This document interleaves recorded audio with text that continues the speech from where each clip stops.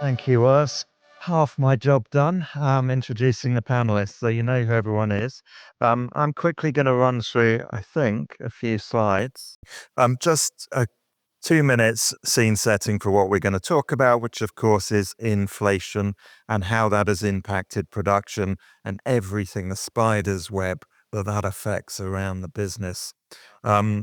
So firstly, we're in a downturn. We all know that. I showed this slide yesterday as well. 25% down in volume terms on peak TV. So we're in 75% peak TV. That is happening everywhere. There is no region of the world where this is not happening. And there is a QR code on the last slide if you want to download. TV was very significantly impacted. So if we look at movie volumes, the TV volumes, that blue line with a massive dip, that is during the writers' strike, of course, and then the recovery back to zero. So basically that means it leveled out at strike levels. And that's where we've sat since those Hollywood strikes and industrial action. TV very significantly impacted. Content spend as a result, significantly down from high double-digit to low single-digit growth going through the forecast period. Now, I failed my maths O-level, but I think I can work this one out. Even more spend, even though growth is flatter, 25% less production, that must mean that the cost per production is up significantly, maybe at least 25%. And the impact is far and wide. So producers that are getting hit the most are the small guys, because the business that is still out there is increasingly going to the bigger, larger, well-known producers and not to the smaller. In the US, of course, there has been an outward flow of production investment, eager to target lower cost production markets. And of course, inflation has a direct impact on which markets are attractive or not. This is the cumulative growth in the US production outside the US, and you can see how significant that has been. But of course, if you were at my presentation yesterday, there are dark clouds potentially on the horizon, and this is Donald Trump, of course, and his plans to introduce tariffs on global incentive schemes or international incentive schemes. So we're going to get into the guts of what's going on. There's the QR if you want those slides. And if we could maybe go back to the slide with the panelists, that would be great. But otherwise, let's kick off. We've got a diverse array of panelists, as you heard, from a lot of different markets in the region, many, many different experiences in these 6 people that are sitting next to me. Let me start by asking what you personally have witnessed in your day-to-day job over the last 5 or 6 years, specifically, of course, with regard to inflation on production costs and what impact that has had. Maybe if we start at the end with Izabella. Yeah, the cost did go up indeed, and we have to make everyday decisions about how we manage that within our budgets, which are not necessarily going up either. So one of the decisions is, for example, commissioning less episodes or renegotiating some of the deals we have in place, trying to use the content that we've commissioned on many platforms. So getting more for our buck, not only for linear broadcast, but also for internet, YouTube, all kinds of versions of a basic piece of content that we produce or commission outside. These are the immediate things that come to mind. Okay, and Hasret, obviously Turkey, very specific situation with regard to inflation. How on earth are you coping in that market? Well, it's a good question, and I think living in it is a coping methodology that you had to go through every day.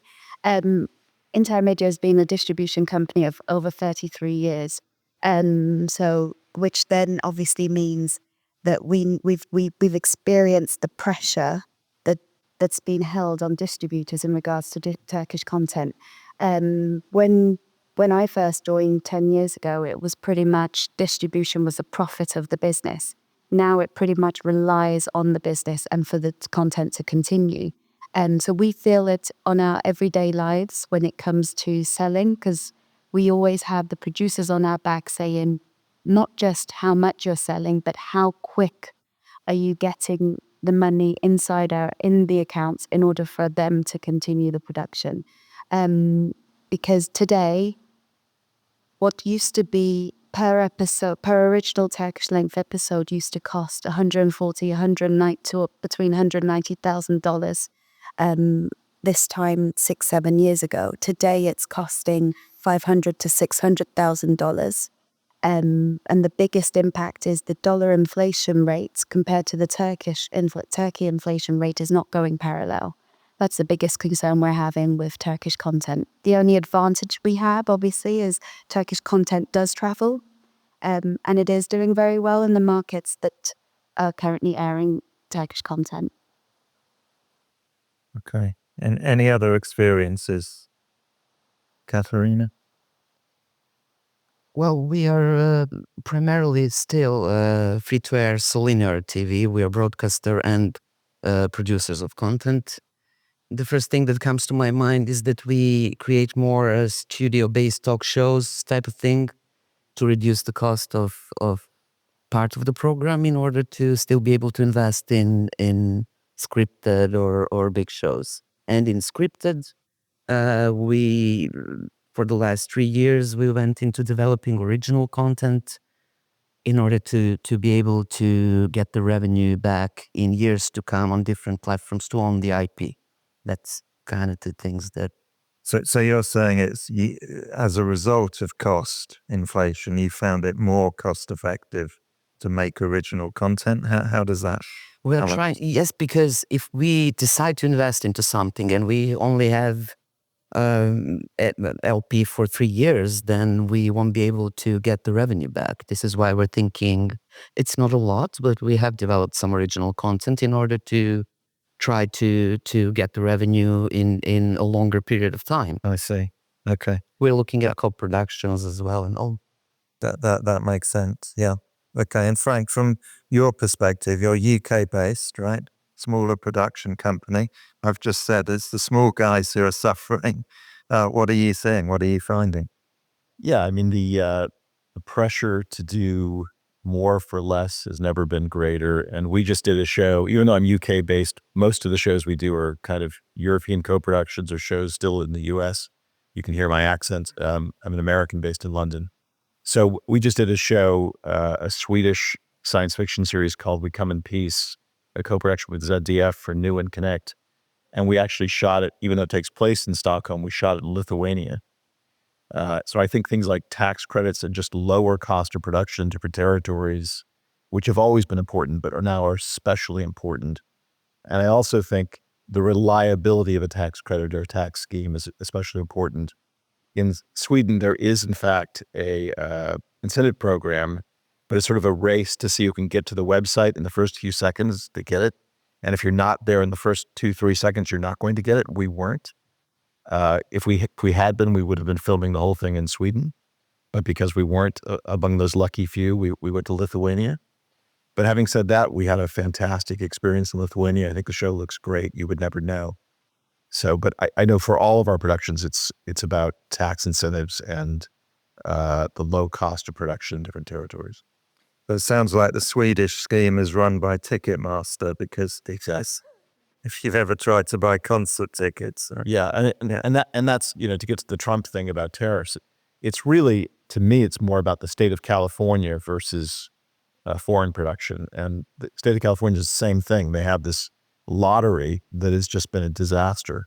And production has been fleeing California for 25 years, and it's unconscionable. Because they haven't kept up with not only the rest of the world, but with the rest of America, right? Exactly. All these other states have tax incentives. Yeah, and Gavin Newsom is not Trump's favorite individual, so you know that whole dynamic. It's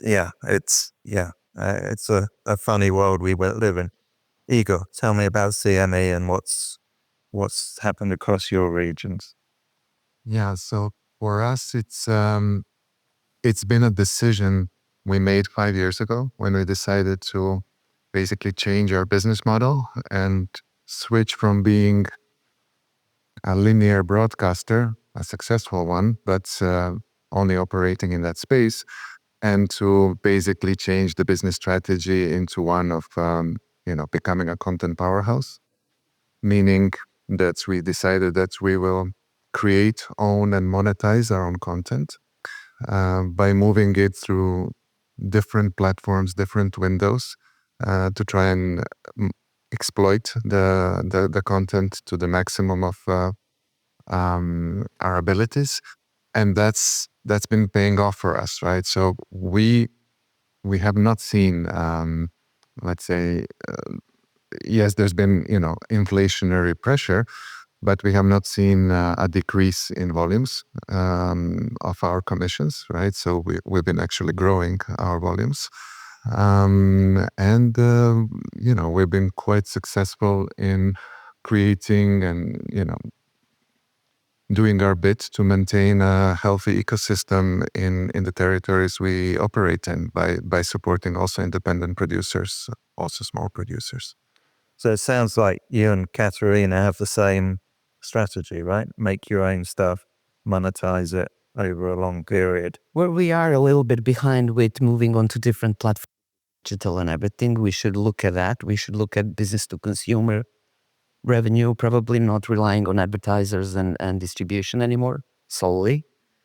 And But do you think that's something unique about the region you're in, because it is still cost effective to make content here? That model works, but maybe it doesn't work so well elsewhere. Would you? Well, there is something. We are considered a good region for you to come and do your shows in Serbia because it's cheap for you. But for us, it just drives the price up, and you get all the good talent and all the good locations.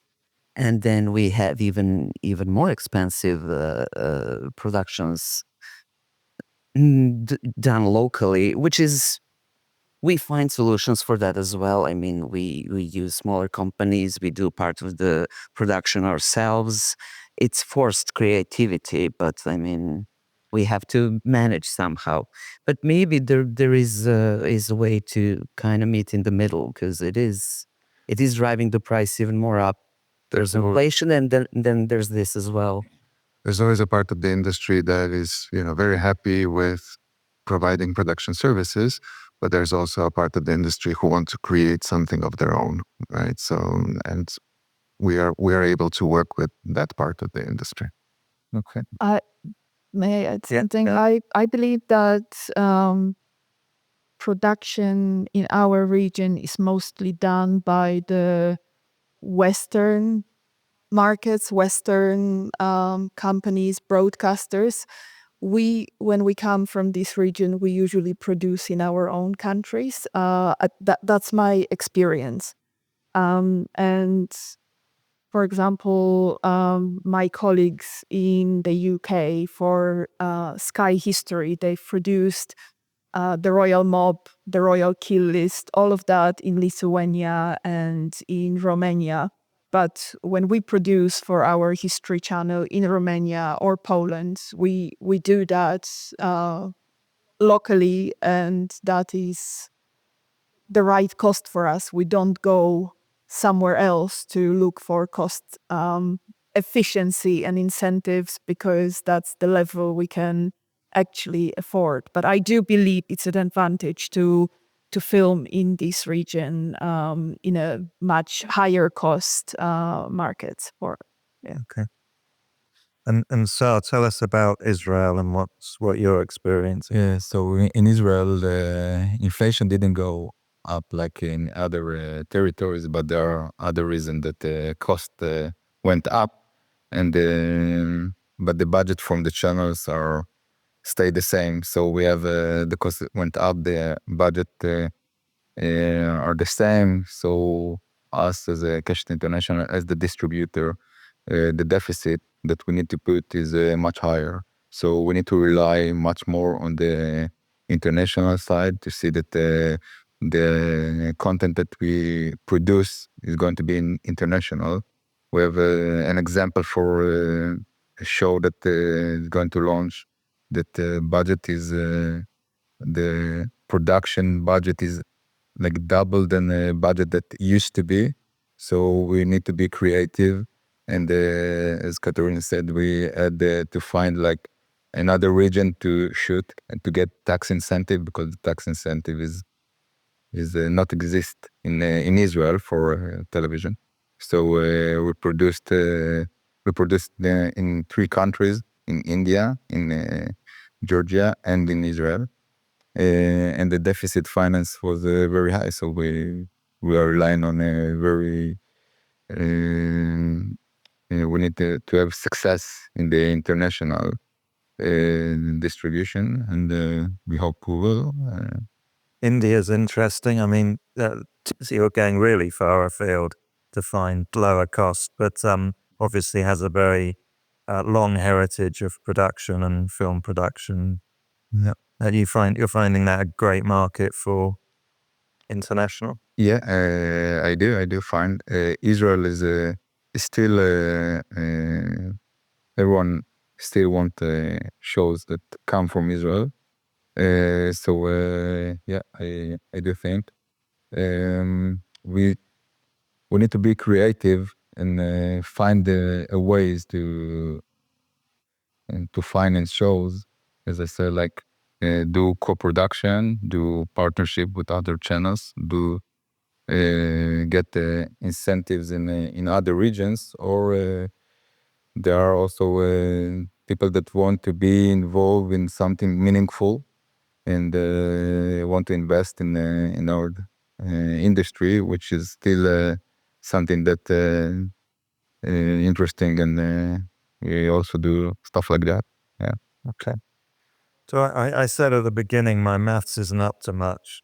I'm not an economist either, but production's down, pressure therefore on facilities, on talent, on everything should therefore be down. Why are costs not dropping? What is maintaining this inflationary pressure? Is it just a case of once you've got to a certain price, no one's going to drop? I mean, what's going on? I think if I can jump in, one thing about the Turkish industry is we also have the global players that entered the market, because they changed the market structure drastically. Now, for the last 7 years, we've been doing our own productions for the digital market, as well as getting investments from the international market in order to produce new content. One of them being, we did 2 titles with Telemundo. We did one with MGE Global, and then we did one with Caracol Colombia. Now we're in discussion with 2 projects potentially to be invested by a British UK-based company.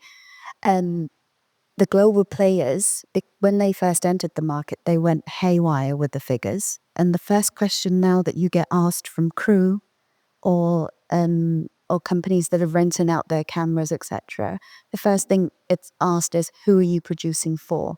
Whether it's for a local station, a local VOD, a global VOD platform, or just for the international market. And they price you accordingly, because, and that's a major issue that especially one specific global player, when they entered, they rose the figures and were no longer able to convince companies and crews to cheaper pricing.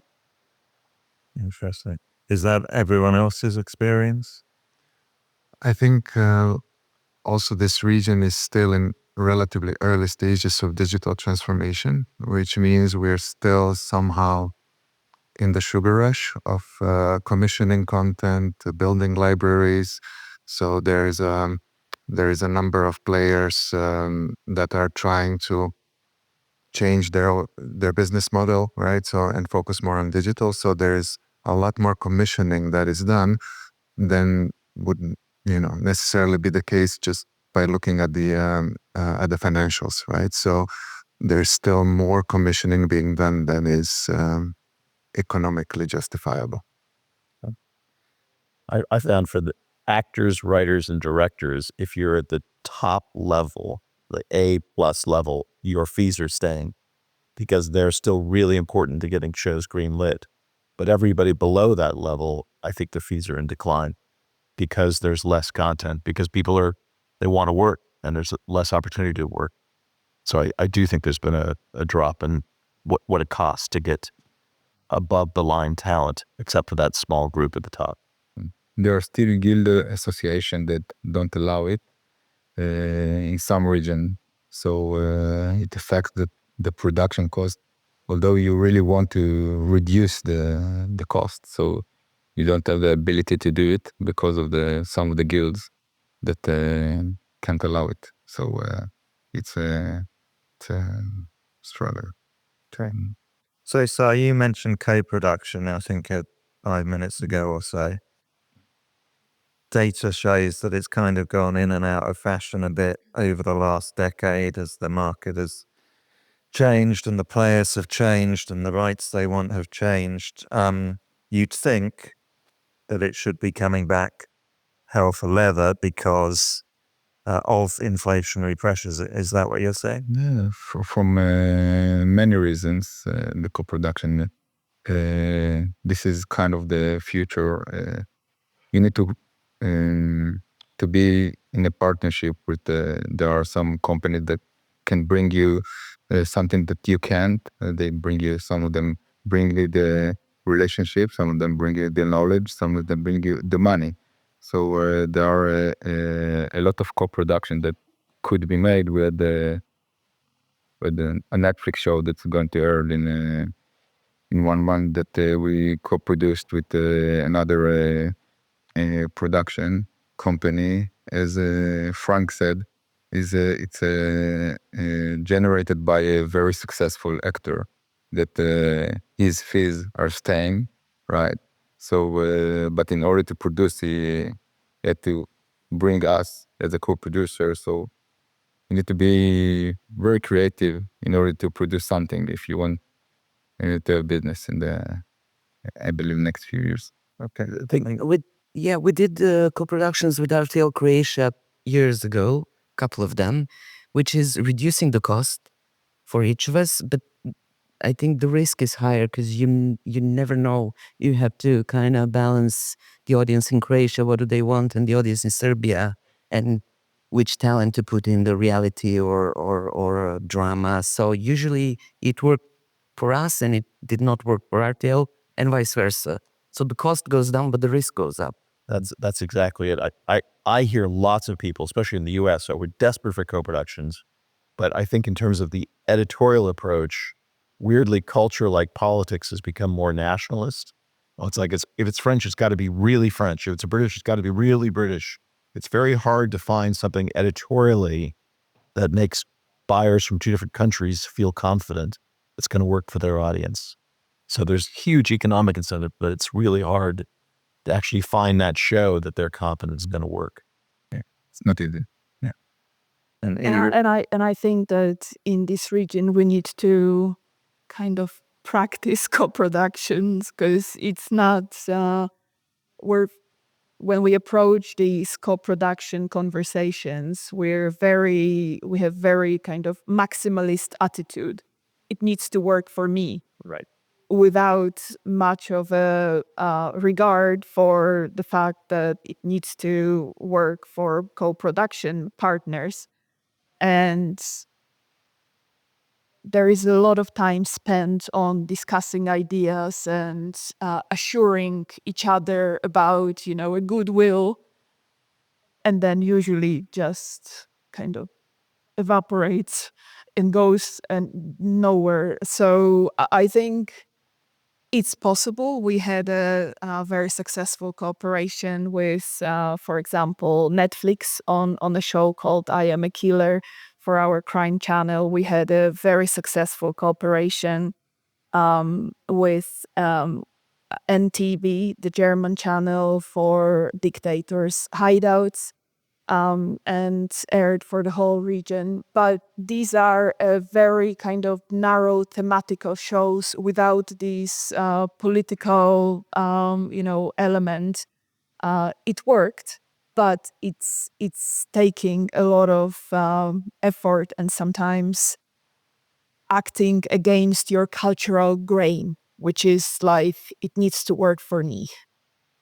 Adding to that, I reckon we usually differentiate between co-productions and co-investments. Because when it's a co-production, the concern is, who is it for? Which market are we aiming for? And within regards to in Turkey, I think other than one channel, no one is broadcasting anything foreign on the local stations, on the TV stations. So it's very Turkish oriented. So you're not having a Spanish and the Turkish production being broadcast on TV. It's at a no stage at the moment. So we always call the ones that we've done so far. We've always called it we state that it's a co-production, but in fact it's a co-investment. It's a co-investment based on ROIs. So it's about how much they're investing, the percentage of IP they're getting in return, how long they're getting it for, and how much in return are they getting from international sales. So that's the way that we've managed to make it work, because one big handicap we have, and we've been on several panels and selection processes with in regards to co-productions, and you have very lovely stories that are geographically told where you have, because there's a huge Turkish diaspora in the international market. So there's a lot of natural stories that are being told. But the biggest handicap in Turkey is who is going to be the broadcaster, because it's none of the global players and none of the local players either. So and if you don't have a commissioner, then you don't really financially, it doesn't work. So as a business, you can't even create a business model. On most occasions, it's discussed and it goes very well. Everyone's very enthusiastic, and then it drifts away, as you mentioned as well, because it just there's no commissioner to actually be willing to broadcast it. So when you say co-investment, I assume you're largely partnering with distributors. Is that right? No, not necessarily. So far, all of them have been broadcasters. And it's worked well for them as well as us, because Turkish TV broadcasters, 10 years ago, they used to be able to commission the 100% of the production and return of an IP. Today, most producers start their journey with only 60 or 70% of their shows being commissioned by the Turkish local broadcaster. Then they pretty much rely on the international sales.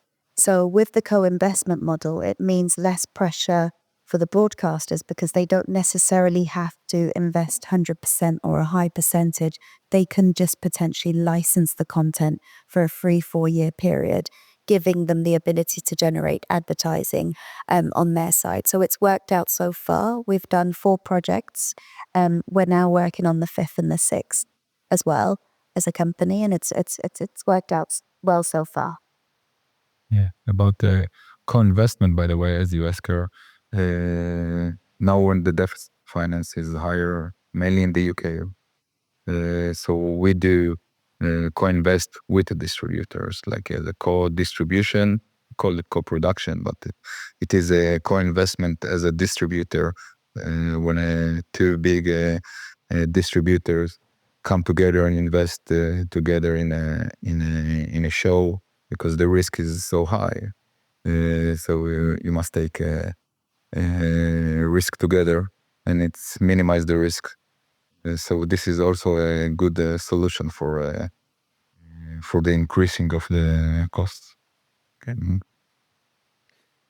I showed some data yesterday that showed for US players and streamers in particular, Central Europe is a big growth market in terms of inward production investment.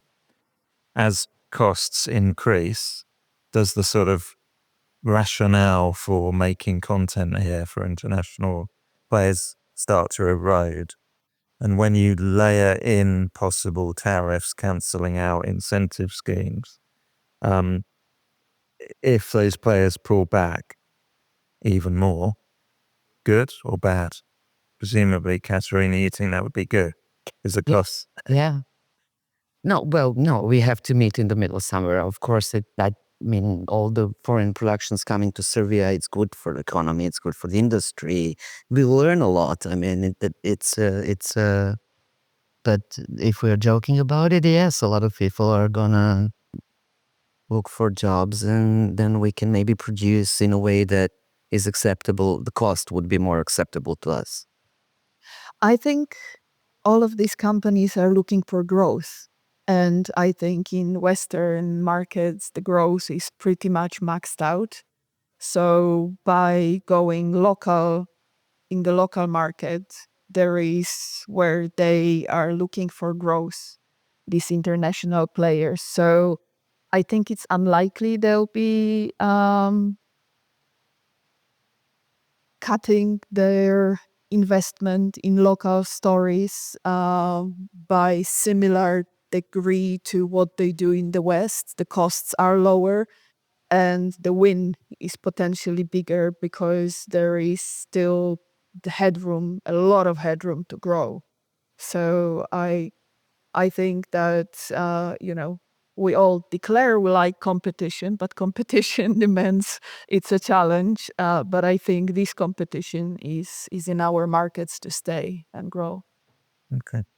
In a similar vein, and this is kind of good or evil question, is regulation, and obviously there's varying degrees of regulation in Europe around content investment for both local and international players.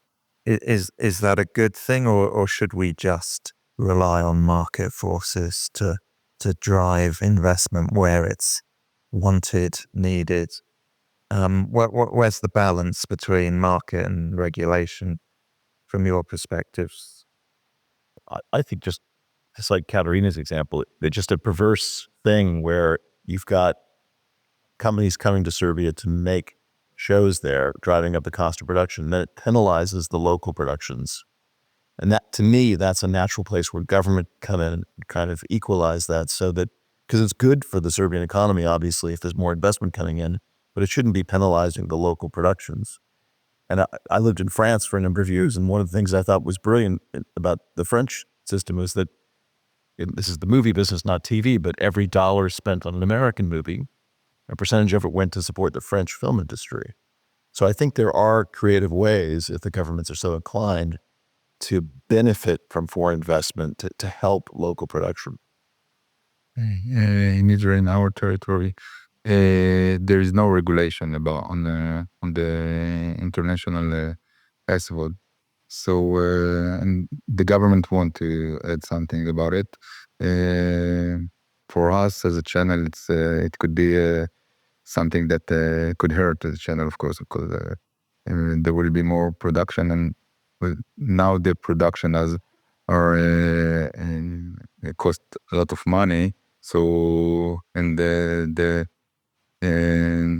production cost even more because the SVOD platform will invest more, and then for the local channels, it will increase even more the cost, and every other production company will ask for higher quote. So it's a different in other markets that we work, of course, in our German companies. Of course, it's a good thing. More production for the producer. So I assume for producers it's much better. For local channels, it's very challenging. Igor, what do you say? I think it's fair that global streamers, if they participate in the market by, having big audiences, earning revenue, it's fair that they also contribute to the industry, right? So that they help growing the local, especially independent creative industry. Okay. I think there is a European audiovisual directive that requires, I think, half of the programming on TV channels licensed in the EU to have consist of European content, and member countries have their own accommodations for that directive. But the universal situation is that the linear channels that hold local licenses have higher legal requirements for the percentage of local content than the international streaming platforms. In Poland, I believe it is 30% of content on the streaming platforms needs to be local. However, it only applies from a certain turnover, threshold. So it's not the same kind of regulations that applies to everyone. One thing, it sort of comes under the heading of new pressure, is social media. That probably the hottest topic of the year is YouTube, what YouTube does, what it doesn't, what impact it has on the market.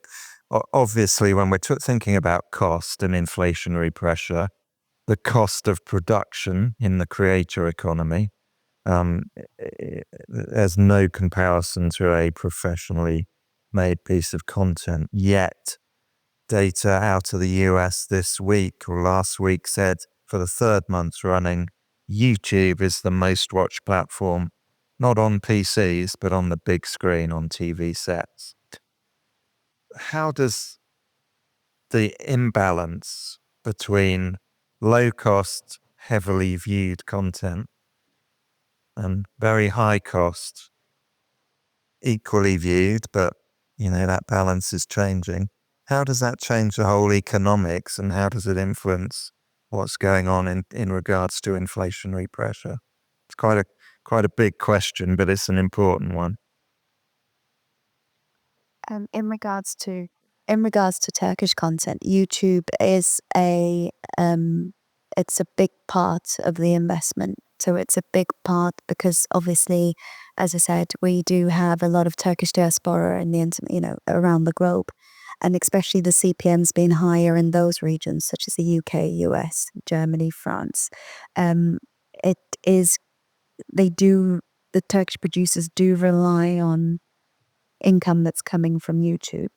When it comes to production in social media, I think marketing in general is a huge factor, which is expensive to invest in. But then if you don't, then you don't have you don't have the ability to connect the viewers to the show. So we've seen a lot of investments that are coming from producers to invest into social media to get their content viewed more and more. And one other thing that we're seeing is global digital platforms are buying out the VOD rights instead of the channel having a catch up. They're going as a catch up on the VOD platform. Then they're using new methodologies of Yandex as a marketing tool by making people watch the trailers on those tools by getting forms of sponsorship. So that's the way that they're dealing with the inflation. They're trying to merge it all together. But YouTube in general is a huge, it's a huge income for producers when it comes to content. So you're talking about YouTube as a distribution platform for professional content and as a marketing forum also for professional content. Yeah. Anyone else either utilizing or seeing an impact from the creator economy competitively or in terms of? I would like to see an impact in terms of creating content, the creative part of what YouTubers do, or creators who are strong on social media. I was just discussing last night with some colleagues from different linear broadcasters. I think we are big and we are too slow to adapt to the way audience behaves these days. And we need a big budget and locations and development 2 years. And on the other hand, we see this many creators with limited resources just being creative on YouTube or on other platforms. So maybe there's something that we can learn from the platforms as well, being maybe because we are selling emotions and story, maybe we can be creative with smaller budgets and be maybe quicker to adapt to the way audience is behaving. We were discussing how young audiences went to the platforms and they are not interested in linear traditional TV anymore, but we're not offering anything to them. This is what I'm talking about. So maybe there's, that way. Okay. I think that we tend to neglect YouTube specifically because the business model that we rely on is a traditional, linear ad sales. But when, for example, in Poland, when you look at share of viewing amongst all ages 4 years old and above, YouTube is by far the biggest, occupies the biggest market share in terms of viewing. And we cannot monetize this audience for our content, but it definitely can be used as marketing tool. It can be used as kind of snackable content presentation. We've done some experiments with producing much shorter 10-minute long programs that we would then combine and play on the linear channel, and it delivered amazing results both on YouTube and on the linear channel. So I think it's our responsibility to get to know that audience, which is probably very different audience than to our linear channels. But I think the revenue will not come overnight. It's a very, very slow process of building that monetization model for. Well, Uh, it's a question of scale, right? So most of the markets here in CE are very small, right? So you cannot achieve the scale that you're able to achieve in the US or in some of the bigger markets, and that's why we're not able to monetize our content on YouTube, because we're talking YouTube exactly, but this is the scale, right? Because we're talking about YouTube as if it would be a channel. It's not a channel. It's like thousands and millions of creators, right? So in each of them is a channel, right? So we're not able to create this scale so that we are, able to monetize our content because of language, etc. And I think the Turkish example is a good instruction there, right? So because Turkish content now stands for something, right? So it's a global niche, right? Same as maybe, Scandinavian content or Latin American content. So the lesson, I think, for CE is we have to create a niche for ourselves in order to reach the point where we have scale. Okay. I've been watching the clock because I wanted to leave 3 minutes for the last question, and we've got 30 seconds. But it was Katarina's suggestion. We're in a beautiful location. It's sunny outside. We really should end on a positive after talking about non-fun stuff like inflation. So I want each of the panelists just to give me 5-10 seconds. What's the one good thing that's come out of the tumultuous last 5 years of change in this industry? So, well, inflation affects audience and people as well. So because our main business is linear free-to-air, maybe we'll see cutting cord and giving up subscriptions and coming back to free-to-air because, Because of the cost. Yeah. Yeah. Cost is going up. Yeah.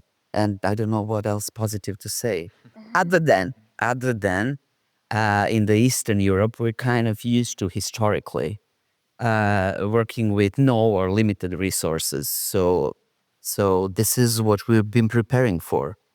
So I think we're going to be good. The best and worst thing are the same thing, which is AI, which is coming and is going to completely revolutionize everything about what In a positive way. And it's going to be good and bad. It's going to be amazing for content and for YouTube creators, but it's gonna result in job losses. There's no doubt. Okay, that doesn't sound fun. Yeah, that one doesn't count. Right. Next, Igor. I think the best thing in this region in the last 5 years has been the steady adoption of new platforms and new technologies and people getting used to paying for content.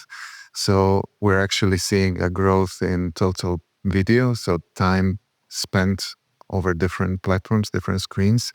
And I think this only means we'll have a need for more content and not less. Okay. So, I think that people still want to see premium and quality content, although there are many things to do. There's TikTok, social, and everything, but people still want to see good quality, good content, and there will be production in the next near future at least. So don't worry. that's right. I think we've been more dynamic. We've grown the way we do the business. We've changed the way we do the business, and I think it's enabled partners to get together to make it grow. I always see this as, for example, Korean content. Korean content travels with its Korean cosmetics, the K-pop, and so forth. And I think the inflation gives us the potential to grow the system together, to come together as a system and grow the market in that sense. So it's in my opinion, I think, yes, the inflation is difficult, but rather than just sitting and complaining about the inflation, we should bring together businesses and think differently on trying to make things work. And I think that's what the Turkish is aiming for. Okay. And Izabella, your last, keep it short and sweet. I think that if you are passionate about media, this is the best region to be in media right now. That's how I feel. Okay, and the sun is shining. So thank you very much, everybody. Please join me in thanking. That's a nice positive note to end on. Inflation, yeah, not good, but the sun is shining and this region is the best. And it's been preparing its whole history for this very moment of dealing with inflationary pressure. So thank you very much, everyone. Thank you.